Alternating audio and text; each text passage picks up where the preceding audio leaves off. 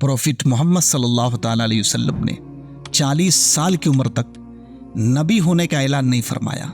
हालांकि आप अल्लाह के नबी हैं, अल्लाह के रसूल, लेकिन मक्का वालों से आप सल्लल्लाहु अलैहि वसल्लम ने ये नहीं फरमाया कि ऐ मक्का वालों, मैं अल्लाह का पैगंबर हूँ। आपकी उम्र शरीफ 40 साल हो गई है, लेकिन आपने ऐलान नबूवत नहीं फरमाया है।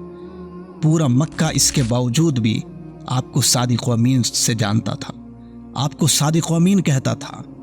मक्का के कुफ़ार व मुशरिकीन ये कहा करते थे कि पूरी दुनिया में आपसे बेहतर और आपसे सच्चा इंसान कोई नहीं है, आपसे बेहतर अमानतदार कोई नहीं है। अमानतदार होना बहुत बड़ी बात होती है, लेकिन आप सल्लल्लाहु ताला अलैहि वसल्लम के पास कुफ़ार व मुशरिकीन भी अपने साजो सामान रख करके जाया करते थे। यहाँ तक कि अगर कहीं दूर का सफ़र करना होता था तो अपने पूरे घर को गिरवी के तौर पर आप सल्लल्लाहु अलैहि वसल्लम के यहाँ रख करके जाते थे। इतना यकीन था कुफ़ार मक्का को मोहम्मद अरबी सल्लल्लाहु अलैहि वसल्लम की ज़ात पर कि सबसे सच्चा इंसान मोहम्मद अरबी मोहम्मद बिन अब्दुल्ला है। इस तरह आपको लोग सादिक व अमीन कहा करते थे। लेकिन जब आप सल्लल्लाहु अलैहि वसल्लम ने नबी होने का ऐलान फरमाया तो चंद लोगों ने आपके दस्ते अक़दस पर ईमान लाया, कलमे शहादत पढ़ा, लेकिन ज़्यादातर लोग आपके दुश्मन बन गए। सबसे बड़ा जो काफिर था वो अबू जहल था, और उसके हमराहियों ने आप सल्लल्लाहु अलैहि वसल्लम पर उसके बाद पत्थरों की बारिश की। यहाँ तक कि अबू जहल ने एक पत्थर आप सल्लल्लाहु अलैहि वसल्लम की पेशानी मुबारक पर मारा तो आपके पेशानी से खून निकलने लगा। यहाँ तक कि कुफ़ारे मक्का के बहुत से अफरादों ने आपके जिस्म मुबारक पर पत्थरों की बारिश की, आपके ऊपर जुल्म तशद्दुद किया, तो आप लहू लहान हो गए, आपके जिस्म से खून बहने लगा, खून से आप लबरेज हो गए।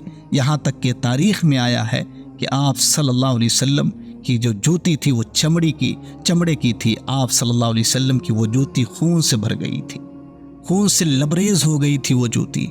आप सल्लल्लाहु अलैहि वसल्लम जब रास्ते में निकला करते थे तो आपके लिए रास्ते में कांटे बिछा दिया करते थे। कल तक वही कुफ़ार मक्का आपको सादिक व अमीन कहता था, आपको सादिक व अमीन से जानता था। लेकिन जैसे ही आपने नबी होने का ऐलान फरमाया है, पूरा कुफ़ार मक्का आपके दुश्मन बन गए।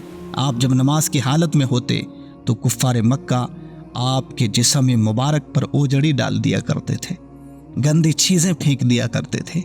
आप जब रास्ते में चलते तो पत्थर से मारा करते थे, इस तरह परेशान करते। लेकिन आप किसी के लिए बद्दुआ नहीं फरमाते, आप किसी को बद्दुआ नहीं देते थे। आप हर एक शख्स के लिए दुआएं फरमाया करते थे, हिदायत की दुआएं किया करते थे। आप सल्लल्लाहु अलैहि वसल्लम ने अपने सहाबा किराम से फरमाया कि ऐ सहाबियों, ऐ मेरे साथियों, मैं तमाम लोगों के लिए, तमाम जहान वालों के लिए रहमत बना करके भेजा गया हूँ। मैं हर एक इंसान के लिए, चरिंदों परिंद के लिए, हर शय के लिए मैं अल्लाह तबारक व ताला की तरफ से रहमत बना करके भेजा गया हूँ। मैं रहमत बना करके भेजा गया हूँ। मैं किसी को बद्दुआ देने के लिए नहीं आया हूँ, मैं किसी से बदला लेने के लिए नहीं आया हूँ।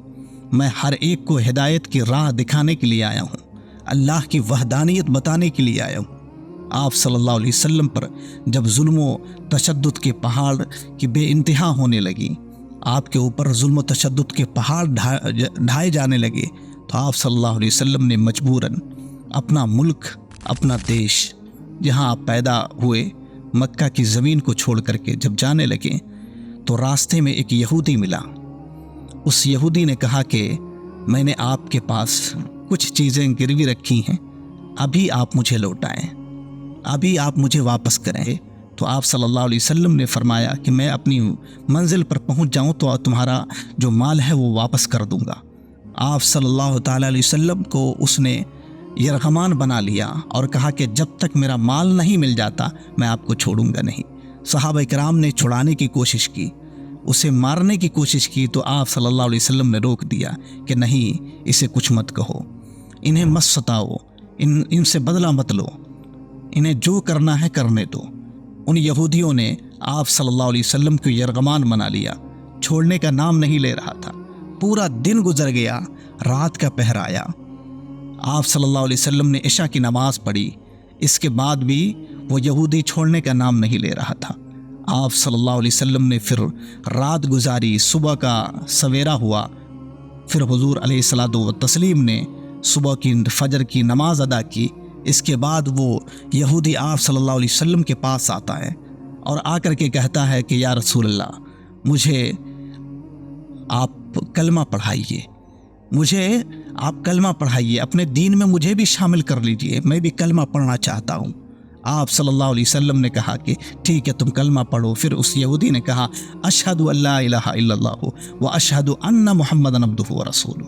اس نے کلمہ پڑھ کر کے مسلمان ہو گیا، اور اس نے کہا کہ میں اپنے تمام مالوں میں سے آدھا مال میں دین کی راہ میں خرچ کرتا ہوں، آدھا مال میں دین کی راہ میں دیتا ہوں۔ جب اس یہودی شخص نے کلمہ شہادت پڑھ کر کے اسلام قبول کیا تو محمد عربی صلی اللہ علیہ وسلم نے اس سے پوچھا کہ تم نے اسلام کیوں قبول کیا اور مجھے تم نے یرغمان کیوں بنایا ہے، میرا راستہ تم نے کیوں روکا ہے؟ تو پھر اس یہودی نے کہا کہ میں نے توریت کے اندر پڑھا تھا کہ ایک وقت آئے گا، ایک زمانہ آئے گا کہ مکہ کی سرزمین پر حضرت عبداللہ کے گھر میں ایک بچہ پیدا ہوگا جس کا نام محمد ہوگا، اور وہ ہمیشہ سچ بولتا ہوگا، وہ ہمیشہ سچ بولنے والا ہوگا۔ حالانکہ مکہ کے لوگ ان کے اوپر ظلم و تشدد کریں گے، مکہ کے لوگ ان کے اوپر ظلم و تشدد کریں گے، لیکن اس کے باوجود بھی وہ صبر کا دامن نہیں چھوڑیں گے۔